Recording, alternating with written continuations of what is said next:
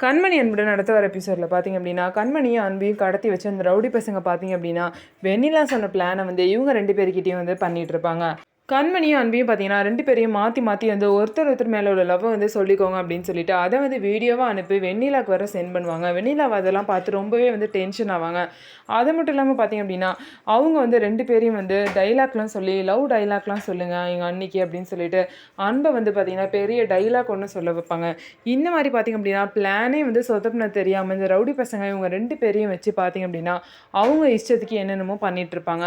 இவங்கள வச்சு பண்ணுற அந்த வீடியோலாம் பார்த்தீங்கன்னா வெண்ணிலாக்கு அனுப்புவாங்க. வெண்ணிலா வந்து பிளான் இப்படி சொதப்பிச்சே நம்மளும் அன்பும் தான் போயிருக்க வேண்டியது, இப்படி வந்து கண்மணியும் அன்பையும் சேர்த்து கடத்திட்டாங்களேன்னு சொல்லிட்டு ரொம்பவே வந்து டென்ஷனில் இருக்காங்க.